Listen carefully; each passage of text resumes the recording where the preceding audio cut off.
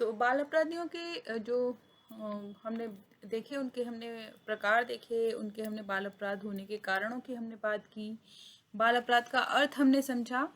और इसी श्रृंखला में अब हम बात करेंगे बाल अपराध की रोकथाम या बाल अपराध के उपचार, यानी कि प्रिवेंशन ऑफ जुवेनाइल डेलिक्वेंसी।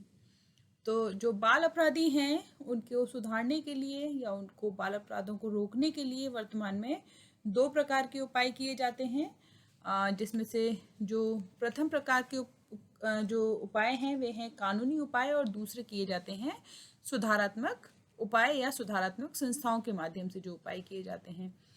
तो जो प्रथम प्रकार है उसमें नए कानूनों का निर्माण इसके लिए किया गया है, और जो दूसरा है उसमें सुधार संस्थाओं और स्कूलों का निर्माण किया गया है जहां उन्हें रखने की सुविधाएं प्रदान की गई हैं।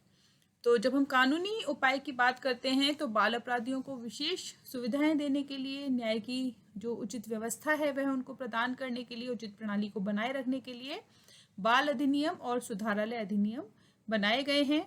भारत में बच्चों की सुरक्षा के लिए 20वीं सदी की दूसरी शताब्दी में कई कानून बने। 1860 में भारतीय दंड संहिता के भाग 399 व 562 में बाल अपराधियों को जेल के स्थान पर रिलीज में भेजने का प्रावधान किया गया, और यह पहली बार स्वीकार किया गया दंड विधान में कि बच्चों को दंड देने के बजाय उनमें सुधार किया जाए, और उन्हें जो युवा अपराधी हैं, जिनके संपर्क में आकर के वे अपराधी बन जाते हैं, बाल अपराधी, तो उनसे उनको पृथक रखा जाए। भारत के लिए, संपूर्ण भारत के लिए 1876 में सुधारालय स्कूल अधिनियम, रिफॉर्मेटरी स्कूल एक्ट बना, जिसमें 1897 में संशोधन किया गया, और यह अधिनियम भारत के जो बम्बई के 16 वर्ष और भारत के बम्बई के अतिरिक्त बाकी भारत के 15 वर्ष तक की बच्चों पर लागू होता था। और इस कानून में बाल अपराधियों को औद्योगिक प्रशिक्षण देने की भी बात की गई थी। इसके बाद में फिर कुछ और रिफॉर्म्स हुए, जैसे 1949 में उत्तर प्रदेश में इसके लिए अलग से अधिनियम बना, 1970 में राजस्थान में बाल अधिनियम बने, और बाल अधिनियमों में समाज विरोधी व्यवहार व्यक्त करने वाले बालकों को प्रशिक्षण देने और उन्हें कुप्रभाव से बचाने के प्रयास किए गए। उनके लिए दंड के स्थान पर सुधार को स्वीकार किया गया, और यह भी कोशिश की गई कि यदि संभव हो पाए तो बच्चों को जो उन्हें शीघ्र मुक्त दंड से या जो ऐसे स्थान है वहाँ से उनको शीघ्र से शीघ्र उनको मुक्त करना चाहिए। और 1987 में समाज कल्याण मंत्रियों की बैठक में निर्णय लिया गया कि बाल अपराधियों को जेल में नहीं रखा जाएगा, बल्कि उन्हें अलग अलग जो कल्याण केंद्र हैं वहाँ पर उनको रखा जाएगा। अखिल भारतीय स्तर पर संसद में 1986 में बाल न्याय अधिनियम पारित किया गया, जिसने विभिन्न प्रांतों में बने बाल अधिनियमों का स्थान ले लिया, और सारे देश में एक कॉमन एक्ट इसके लिए बना दिया गया, लागू कर दिया गया, एक समान अधिनियम लागू कर दिया गया। और इसी अधिनियम के अनुसार, जो 1986 का अधिनियम है, इसी के अनुसार 7 से 16 वर्ष की आयु के लड़के और 7 से 18 वर्ष की आयु की लड़की को के द्वारा किए गए कानून विरोधी कार्य को बाल अपराध की श्रेणी में रख दिया गया। और इसी अधिनियम में उपेक्षित बालकों और बाल अपराधियों को दूसरे अपराधियों के साथ जेल में रखने पर रोक लगा दी गई। भारत में बाल अपराध निरोधक अधिनियम 2000 बनाया गया है। यह अधिनियम अभी तक चंडीगढ़, छत्तीसगढ़, गोवा, दिल्ली, गुजरात, मणिपुर, हरियाणा, उड़ीसा, राजस्थान, वेस्ट बंगाल और उत्तर प्रदेश राज्यों में ही लागू है। शेष राज्यों में या तो इसे लागू ही नहीं किया गया है, या फिर आंशिक रूप से इसके कुछ प्रावधानों, कुछ अधिनियमों को लागू किया गया है।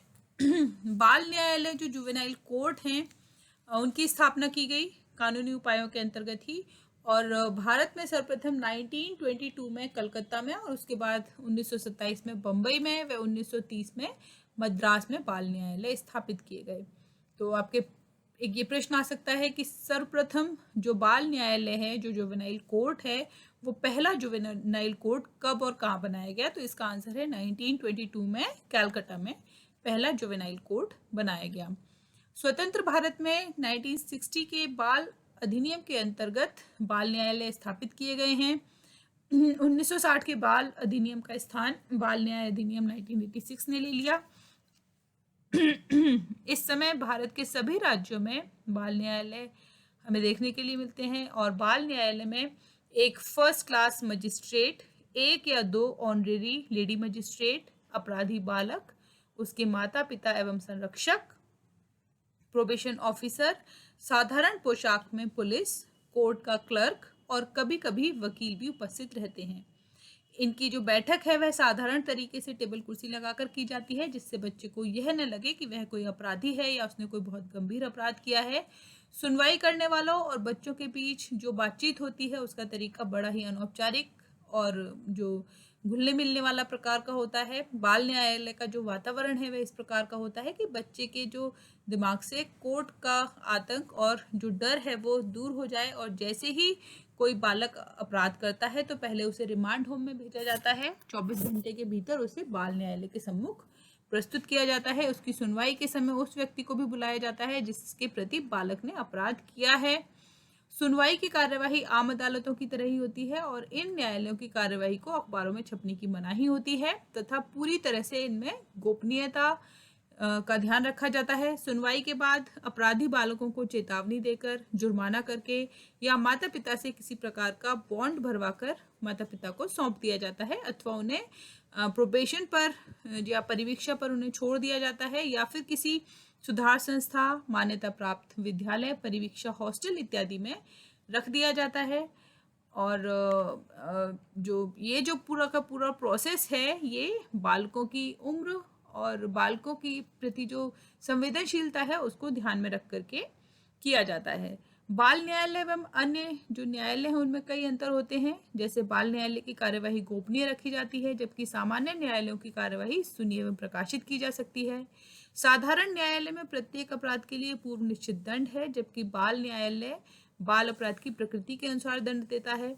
साधारण न्यायालय में कानून का उल्लंघन करने पर अपराधी को दंड देते हैं। बाल न्यायालय में कानून के उल्लंघन के अलावा अनपेक्षित व्यवहार करने पर भी दंड दिया जाता है। बाल न्यायालय में अपराधी को दंड देने से पूर्व परिवीक्षा अधिकारी की रिपोर्ट देखी जाती है, जो अपराधी की पृष्ठभूमि एवं परिस्थितियों के संदर्भ में होती है, जबकि साधारण न्यायालयों में यह कोई जरूरी नहीं है। साधारण न्यायालयों में अपराधी के दंड को दूसरे अपराधों के लिए दंड देते समय भी ध्यान में रखा जाता है, जबकि बाल न्यायालय में दूसरी बार अपराध करने पर पहले वाले अपराध के दंड को ध्यान में नहीं रखा जाता है। तो ये हैं बाल अपराध के जो कानूनी एस्पेक्ट हैं, जो लीगल रेमेडीज हैं, लीगल जो उपाय हैं इसके, उनसे संबंधित बातें यहाँ पर जो महत्वपूर्ण है वो मैंने बताई आपको।